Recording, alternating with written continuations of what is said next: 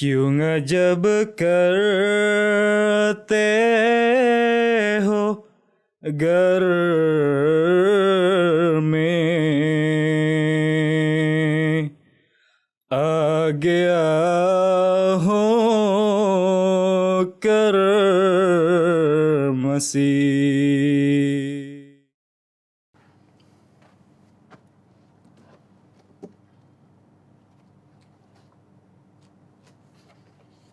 Assalamualaikum warahmatullahi wabarakatuh. Waalaikumsalam warahmatullahi wabarakatuh. Apa kabar Pak Jadi? Alhamdulillah baik. Gimana Pak Padol kabarnya? Alhamdulillah. Ini duduk.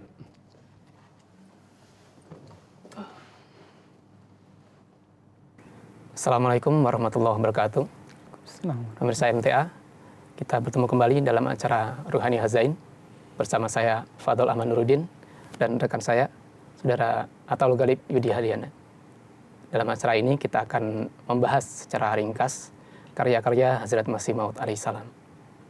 Dalam episode sebelumnya kita sudah membahas mengenai buku beliau, yaitu buku Barahin Ahmadiyah.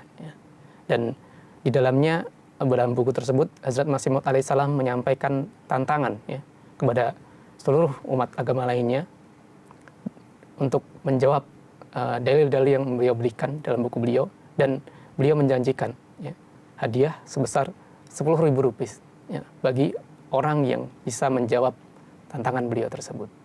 Nah, mungkin Pak Yudi bisa jelaskan lebih lanjut tentang itu.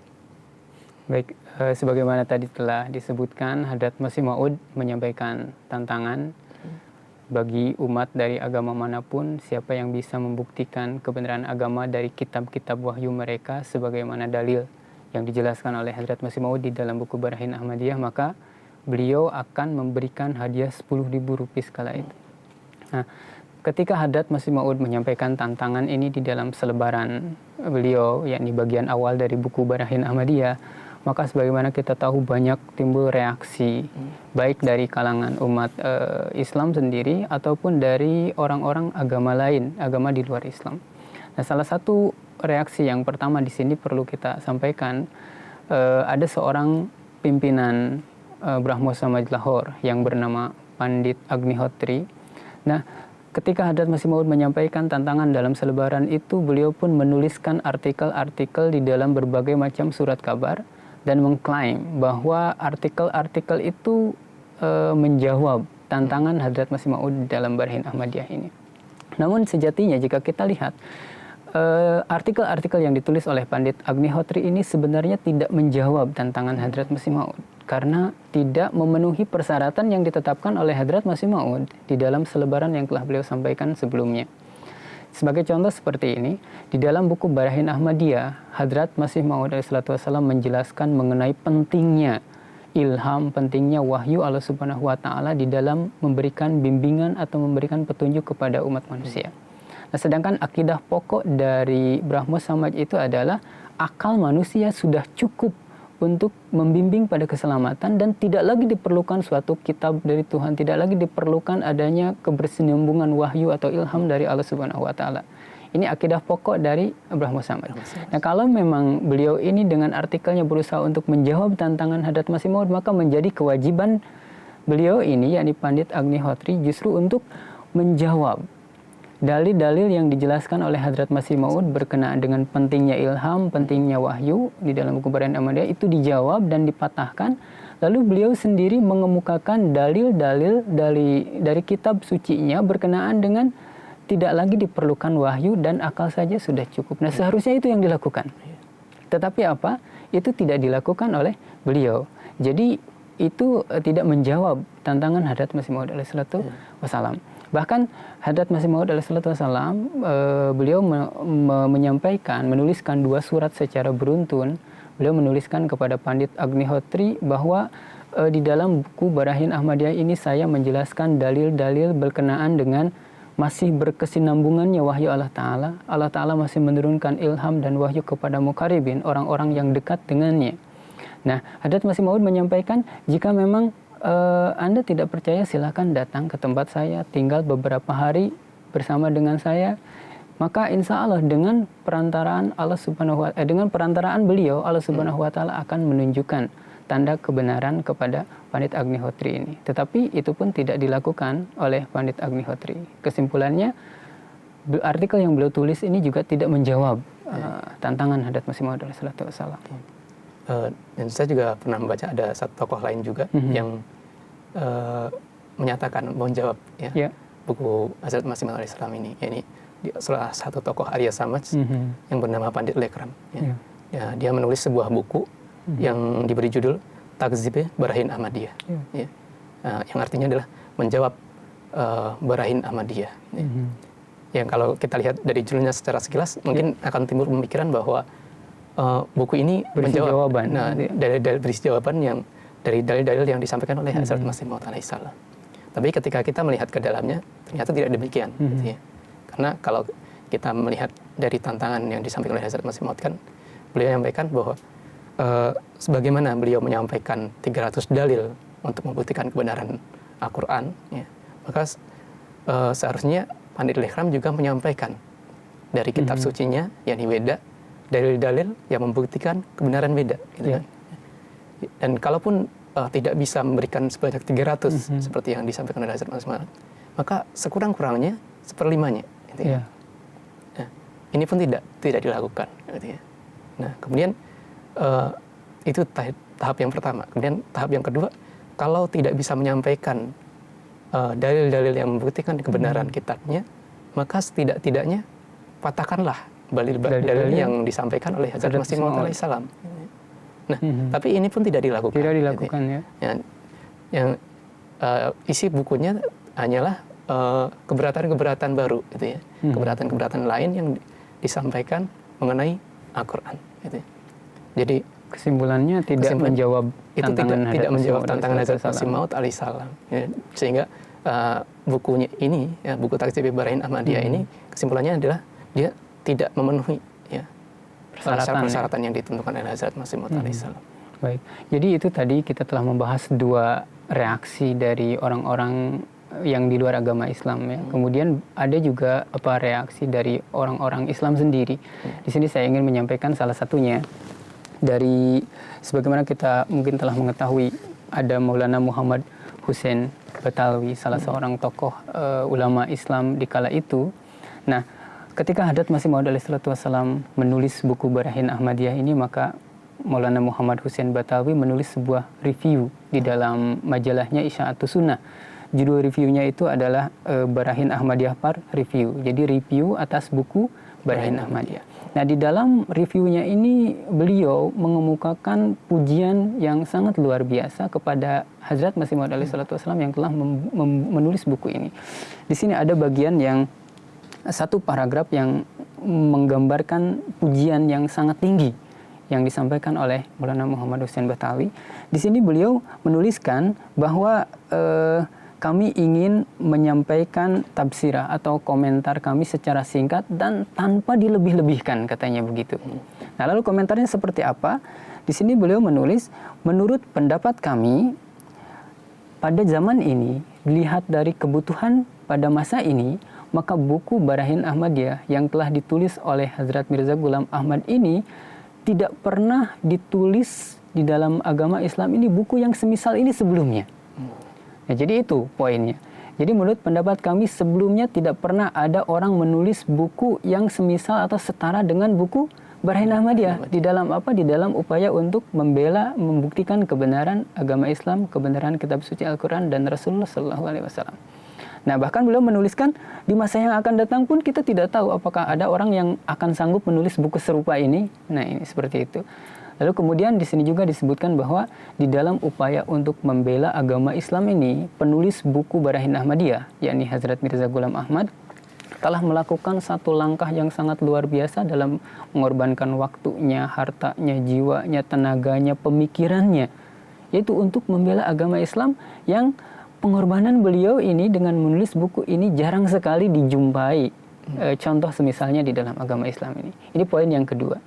Nah, kemudian poin yang ketiga di dalam reviewnya ini, Maulana Muhammad Hussein Batalwi menuliskan bahwa seandainya ada orang yang mengatakan bahwa pendapat kami ini adalah pendapat yang dilebih-lebihkan, maka silakan datangkanlah sebuah buku saja sekurang-kurangnya yang serupa dengan buku Barahin Ahmadiyah, yang sama dengan buku Barahin Ahmadiyah di dalam upaya untuk membela agama Islam dari serangan-serangan orang di luar Islam, firqah penentang Islam, terutama firqah Arya dan Brahma Samaj.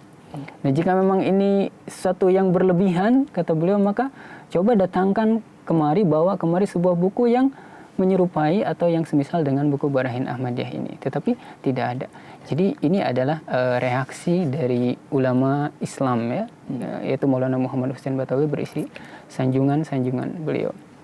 Ya, kalau itu tadi itu kan gambaran bagaimana reaksi baik dari umat Muslim maupun umat non-Muslim ya. Ya. Sekarang kita akan masuk lebih dalam lagi mengenai isi dari buku Barahin Ahmadiyah ini sendiri. Ya, jadi sesuai dengan judulnya ya, buku Barahin Ahmadiyah, Al-Barahin Al-Ahmadiyah ala Hakiyati Kitabillahil Quran wa Nubuwatil Muhammadiyah. Ya. Jadi poin utama yang ingin beliau sampaikan, yang ingin Hazrat Masih Maud sampaikan adalah dalam buku ini untuk membuktikan kebenaran Al-Quran. Itu yang pertama. Dan yang kedua adalah membuktikan kebenaran kenabian Nabi Muhammad SAW. Ya, di dalam buku ini sebagaimana tadi dijelaskan, Hadrat Masih Maud menjelaskan dua jenis penjelasan atau dua jenis dalil. Yang pertama, beliau menyampaikan bahwa di dalam kitab suci Al-Quran ini setiap halnya itu dikemukakan secara logis, akli, bisa diterima oleh akal, dan Al-Quran mengemukakan ajaran-ajaran yang diperlukan bagi keselamatan manusia. Nah, ini yang pertama. Kemudian di dalam Al-Quran juga dikemukakan dalil-dalil logis yang merupakan jawaban terhadap akidah-akidah keliru yang ada di dunia ini, baik dari agama yang lain ataupun dari pemahaman-pemahaman yang keliru. Ada jawabannya di dalam Al-Quran secara logis, di mana ini tidak dijumpai di dalam kitab-kitab agama yang lain. Hanya khas di dalam kitab suci Al-Quran. Ini yang pertama dijelaskan oleh beliau. Kemudian yang kedua, beliau pun memberikan sebuah penjelasan bahwa Allah Subhanahu wa Ta'ala dari masa ke masa, setiap waktu, di setiap tempat, senantiasa menganugerahkan pintu mukalamah, tajalliyat, penampakan dirinya, kemudian wahyu, ilham kepada orang-orang yang mengikuti kitab ini, yakni mengikuti kitab suci Al-Quran dari masa ke masa. Nah, oleh karena itu Hadrat Masih Maud di dalam buku ini beliau pun bersabda bahwa Allah Subhanahu wa Ta'ala telah mengutusku untuk mengemukakan bukti-bukti kebenaran Al-Quran, kebenaran agama Islam ini. Nah, barang siapa yang meragukannya, maka silakan datang kepadaku, tinggal bersamaku beberapa hari, lihatlah kondisiku. Maka insya Allah melalui perantaraan diriku, kata Hadrat Masih Maud, mereka akan diperlihatkan oleh Allah Subhanahu wa Ta'ala tanda-tanda kebenaran. Nah, dan ini adalah hanya khas di dalam agama Islam. Allah Subhanahu wa Ta'ala masih menurunkan pintu mukallamah, mukhatabah, turunnya ilham, tanda-tanda yang segar yang bisa dilihat oleh orang-orang dari kalangan umat dalam agama Islam ini. Ini hanya khas di dalam agama Islam dan tidak dijumpai di dalam agama-agama yang lainnya. Seperti ini. Nah, kemudian berkenaan dengan ini pun timbul satu keberatan dari orang-orang bahwa Al-Quran ini kan kenapa diturunkan? Sebetulnya kan sekarang ini sudah ada kitab-kitab yang lain. Sebelum Al-Quran ada kitab Taurat, ada kitab Injil, kemudian ada Weda, yang tugasnya juga memang membimbing orang-orang untuk mendapatkan petunjuk. Nah, kenapa sudah ada kitab-kitab yang lain, Al-Quran ini mesti turun? Apa pentingnya, apa perlunya? Nah, ini ada pertanyaan juga berkenaan dengan ini. Ya, mengenai hal ini pun Hazrat Masih Maud menyampaikan penjelasan juga. Jadi ada 3 poin yang beliau sampaikan. Nah, poin yang pertama adalah kenapa harus ada Al-Quran walaupun sudah ada kitab-kitab sebelumnya. Nah, yang pertama adalah karena kitab-kitab yang sebelumnya ini tidak pernah, masih ada kekurangan-kekurangan dalamnya. Dan kitab itu sendiri tidak pernah menyatakan bahwa ajarannya sudah sempurna. Tidak ada pernyataan di dalam ajarannya sebelumnya bahwa ajarannya sudah sempurna. Gitu ya. Bahkan di dalam kitab sebelumnya itu terdapat nubuatan, gitu ya, bahwa akan datang nabi lain, seorang nabi kamil, seorang nabi sempurna yang membawa ajaran yang sempurna. Gitu ya. Contohnya di dalam Injil, ya, kitab Yohanes pasal 16 ayat 12 sampai 13. Itu mengabarkan mengenai kedatangan di situ disebutkan, orang lain ya. Di situ disebutkan Yesus berkata kepada murid-muridnya bahwa masih banyak yang ingin aku sampaikan kepada kamu, tetapi kamu belum mampu menanggungnya. Ya. Ya. Tapi nanti akan datang seseorang roh kebenaran, ya, dan dia akan menyampaikan kebenaran-kebenaran. Ini poin pertama ya, kenapa Al-Quran perlu turun ya. Kemudian poin yang kedua adalah Al-Quran perlu turun karena dunia ini memerlukan satu kitab yang memberikan jawaban-jawaban yang masuk akal nih, terhadap masalah-masalah ketuhanan gitu, dan berbagai masalah lain yang sering diajukan ya kepada berbagai agama. Al-Quran mampu memberikan dan Al-Quran mampu memberikan itu, dan ini tidak mampu diberikan oleh kitab-kitab yang lainnya. Ya. Justru di dalam kitab-kitab itu sendiri mereka tidak mampu menjawab keberatan-keberatan terhadap kitab mereka. Gitu. Contohnya dalam Injil, ya, Kristen mengajarkan tentang Trinitas, gitu, ya. 3 oknum yang menjadi satu. Gitu, ya. Nah, kitab Injil sendiri tidak bisa menjawab hal ini, gitu, ya. Tidak bisa memberikan jawaban yang masuk akal, yang bisa diterima oleh manusia, gitu. Bahkan tokoh-tokoh ahli kekristenan sendiri mereka banyak, ya, yang mereka sendiri notabene-nya adalah orang Kristen, mereka banyak yang menolak akidah ini, gitu, karena mereka tidak bisa menerimanya. Gitu. Iya. Itu kedua ya. Itu poin yang kedua. Nah, kemudian poin yang ketiga adalah kenapa Al-Quran perlu turun? Karena kitab-kitab yang sebelumnya mereka sudah banyak mengalami perubahan. Tahrif ya. Ya, tahrif, perubahan, dan di dalamnya banyak masuk pemikiran-pemikiran manusia. Karena itu manusia memerlukan satu kitab yang itu adalah seutuhnya dari awal sampai akhir adalah firman Allah Ta'ala. Ya, jadi itu tadi 3 penjelasan Hadrat Masih Maud mengapa Al-Quran diturunkan padahal sudah ada kitab-kitab yang lainnya ya, sudah sangat jelas beliau jelaskan. Kemudian berkenaan dengan masih buku Barain Ahmadiyah ini, sebagaimana tadi judulnya adalah untuk membuktikan kebenaran kitab suci Al-Quran dan kenabian Rasulullah SAW. Hazrat Masih Maud alaihissalam, beliau pun di dalam buku ini memberikan dalil atau penjelasan-penjelasan yang sangat mendasar, yang sangat pokok, yang sangat masuk akal berkenaan dengan kebenaran kitab suci Al-Quran. Salah satu dalil atau penjelasan yang beliau sampaikan adalah Rasulullah Shallallahu Alaihi Wasallam, beliau mengemukakan kitab suci Al-Quran kepada dunia sebagai kalam Allah. Beliau mengatakan bahwa ini bukanlah perkataan diriku sendiri, melainkan adalah kalam Allah Subhanahu Wa Taala, dan aku mengemukakan hal ini kepada kalian sebagai utusannya, sebagai utusan Tuhan. Nah, Rasulullah Shallallahu Alaihi Wasallam sendiri, kalau kita lihat dari background beliau ini adalah seorang yang kita tahu ummi, artinya tidak bisa membaca dan menulis. Tidak pernah berguru kepada seorang guru pun, tidak pernah bergaul dengan ahli filsafat manapun beliau ini. Intinya beliau ini seorang yang ummi, tetapi bagaimana kita lihat beliau mengemukakan kepada dunia sebuah kitab yang di dalamnya berisi dalil-dalil yang bisa diterima secara akal, dalil-dalil yang bisa dicerna oleh logika manusia. Kemudian juga dalil-dalil yang berisi dengan keunggulan-keunggulan yang melampaui kitab-kitab yang lainnya. Nah, padahal beliau adalah seorang yang ummi. Jadi ini membuktikan bahwa apa yang dikemukakan oleh beliau, yakni kitab suci Al-Quran ini semata-mata merupakan kalam Tuhan, benar adalah kalam Tuhan. Karena tidak mungkin seorang yang ummi sanggup untuk mengemukakan kitab dengan kesempurnaan serupa itu. Tiada lain kecuali ini adalah pertolongan Tuhan dan merupakan kalam Tuhan. Ini dalil yang pertama berkenaan dengan kebenaran kitab suci Al-Quran yang dijelaskan oleh Hadrat Masih Maud. Lalu ada dalil yang kedua. Nah, ketika Al-Quran ini dikemukakan sebagai kalam Tuhan, kala itu di negeri Arab saat itu, maka timbul penentangan-penentangan dari orang-orang. Kemudian orang kafir Quraisy saat itu mereka bertekad sekuat tenaga untuk menghapuskan kalam Allah Ta'ala ini dari muka bumi. Mereka ingin menghilangkan, menghapuskan, memusnahkan Al-Quran. Lalu melakukan segala daya upaya menganiaya orang-orang yang mempercayai kitab suci Al-Quran, pengikut Rasulullah SAW. Setiap hari kaum muslimin mendapatkan penganiayaan. Nah, di dalam kondisi serupa itu, saat itu pengikut Islam, pengikut Rasulullah pun masih sedikit dan kondisinya lemah, dianiaya setiap saat. Kemudian orang kafir Quraisy yang dari sisi kemampuan, kekuatan dan kekayaan itu sangat besar, sangat unggul. Mereka menganiaya umat Islam lemah, tetapi kitab Allah Ta'ala ini, kalam Allah Ta'ala ini mengemukakan bahwa orang-orang yang mengimani kitab ini akan memperoleh kemenangan dan orang-orang yang menentang akan memperoleh kehancuran.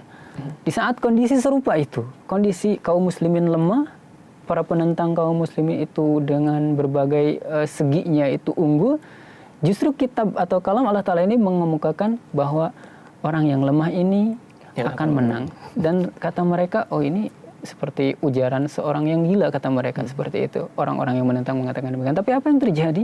Yang terjadi adalah tepat seperti yang digambarkan di dalam kitab Allah Ta'ala, dalam kalam Tuhan ini. Kaum muslimin memperoleh kemenangan, kita tahu Rasulullah memperoleh Fatah Mekah, kaum kufar Mekah bertekuk lutut dalam artian mereka kalah terhadap umat Islam. Ini merupakan satu bukti yang nyata mengenai kebenaran kitab suci Al-Quran. Lalu bukti yang ketiga, Hadrat Masih Maud alaihissalam menjelaskan bahwa untuk membuktikan kebenaran kitab suci Al-Quran ini bisa dilihat dari sisi ini, yakni Al-Quran berisi banyak sekali nubuatan-nubuatan, banyak sekali kabar-kabar mengenai sesuatu yang akan terjadi di masa mendatang. Nubuatan atau kabar gaib. Dan dari waktu ke waktu, dari masa ke masa, nubuatan-nubuatan yang ada di dalam Al-Quran ini tergenapi, terbukti dengan begitu nyata. Ini pun merupakan satu bukti tak terbantahkan bahwa Al-Quran ini memang benar kalam Tuhan, dan memang ini membuktikan tadi kebenaran sebagai kitab suci yang Allah Subhanahu wa Ta'ala turunkan. Ini 3 dalil yang dijelaskan oleh Hadrat Masih Maud alaihissalam. Nah, tadi ketika kita bicara tentang bukti-bukti tadi ya kebenaran Al-Quran, dari situ kita bisa mengambil kesimpulan gitu ya, bahwa Al-Quran ini adalah suatu kitab yang tidak ada bandingannya, gitu ya. Tidak ada bandingannya. Dan itu memang sesuatu yang perlu, gitu ya. Karena Al-Quran menyatakan sebagai dia adalah firman Allah, gitu. Dan kalam Allah Ta'ala mestinya adalah sesuatu yang tidak ada bandingannya, gitu ya. Jadi seperti sebagaimana makhluk-makhluk ciptaan Allah Ta'ala itu masing-masing adalah sesuatu yang unik, gitu ya. Dan tidak bisa ditiru oleh manusia, gitu ya. Nah, maka Al-Quran pun semestinya adalah sesuatu yang unik, ya, yang tidak ada bandingannya. Dan Hadrat Masih Maud alaihissalam menjelaskan, membuktikan bahwa hal ini bisa dibuktikan dari dua segi, gitu ya. Dari segi zahir dan batin. Ya. Secara zahir. Dari secara zahirnya, Al-Quran memiliki kefasihan, balaghah, susunan kalimat yang sangat indah, sangat luar biasa, gitu ya. Dan tidak ada kitab lain yang bisa menyamai hal itu. Nah, mungkin ada beberapa orang yang menyampaikan bahwa ada buku-buku lain yang memiliki keindahan yang serupa dengan Al-Quran, ya. Dengan Al-Quran. Mengklaim seperti itu. Tapi ada satu yang mereka lupakan adalah Al-Quran bukan hanya memiliki keindahan secara zahir, gitu ya. Dari tapi sisi luarnya batin, saja. Ya. Jadi dari sisi luar keindahan susunan kalimat yang sangat luar biasa. Nah, dari sisi isi, Al-Quran mengandung berbagai makrifat, ya, yang luar biasa, gitu ya. Nubuatan-nubuatan, ilmu yang itu tidak dimiliki oleh di dalam kitab-kitab lainnya, gitu ya. Karena kitab-kitab lain ini hanya mereka mengejar keindahan sehingga melupakan isinya. Gitu. Ini adalah bukti-bukti bahwa Al-Quran itu tidak tertandingi, ya. Tidak ada tandingannya. Ya, selanjutnya kita juga berbicara berkenaan dengan satu poin lagi. Hadrat Masih Maud menyampaikan di dalam buku ini mengenai mukjizat Al-Quran ini, dan pengaruh-pengaruh yang ditimbulkan oleh Al-Quran. Ada satu poin berkenaan dengan mukjizat ini. Hadrat Masih Maud memberikan sebuah penjelasan yang sangat luar biasa. Beliau mengatakan, menuliskan bahwa kitab suci Al-Quran ini diturunkan di negeri Arab kala itu, di zaman di mana orang-orang Arab saat itu mereka sangat mendewakan fasahat, mendewakan balagat, gitu kan, di dalam bahasa itu. Sehingga karena saking membanggakan fasahat dan balagatnya, mereka menyebut kaum lain itu sebagai ajami atau sebagai orang yang bisu. Artinya tidak bisa menampilkan keindahan-keindahan dalam fasahat dan balagat sebagaimana orang-orang Arab kala itu. Nah, Al-Quran itu turun di masa seperti itu, di zaman itu. Nah, kemudian Hadrat Masih Maud menjelaskan bahwa jika Al-Quran menyampaikan sebuah tantangan, jika memang kalian ini menganggap Al-Quran ini bukan sebuah kalam Tuhan, tetapi sebuah kalam atau perkataan manusia, maka lazimnya apa yang dibuat oleh manusia itu bisa dibuat oleh manusia yang lainnya. Nah, maka di dalam Al-Quran diajukan sebuah tantangan kepada orang-orang yang menganggap bahwa Al-Quran ini bukan kalam Tuhan. Nah, jika memang kalam manusia, maka pasti manusia yang lain bisa membuatnya. Oleh karena itu, datangkanlah contoh sebuah surat yang semisalnya, yang semisal Al-Quran. Kalau memang Al-Quran ini sebagai kalam manusia, pasti kalian bisa mendatangkannya. Tetapi apa yang terjadi? Tidak ada yang sanggup. Orang-orang di kala itu pun tidak ada yang sanggup menampilkan contoh yang semisal Al-Quran. Bahkan mereka mengatakan bahwa kami tidak sanggup memberikan sebuah contoh yang semisalnya. Karena ketidaksanggupan mereka dan keburuk sangkaan mereka itu, mereka mengatakan bahwa Al-Quran ini adalah sebuah sihir. Dan kami tidak bisa melawan sebuah sihir. Ini yang mereka katakan. Nah, pada intinya mereka tidak bisa memberikan sebuah jawaban, menghadirkan sebuah kitab yang semisal dengan Al-Quran. Bahkan sampai kini pun setelah 14 abad berlalu, tidak ada yang sanggup untuk membawa sebuah kitab, sebuah surat yang menyerupai Al-Quran. Ini adalah salah satu mukjizat Al-Quran yang dijelaskan oleh Hadrat Masih Maud. Ya, jadi itu memang sebuah bukti yang sangat luar biasa ya, mengenai mukjizat mukjizat Al-Quran. Dan itu tidak bisa kita temui ya dalam kitab-kitab lain manapun. Demikianlah pemirsa, tadi perbincangan kami berdua mengenai buku Barahin Ahmadiyah, mengenai pokok-pokok bukti-bukti kebenaran Al-Quran. Ya, kita akan bertemu kembali dalam episode selanjutnya, masih dalam buku Barahin Ahmadiyah, bersama saya Fadol Aman Nuruddin.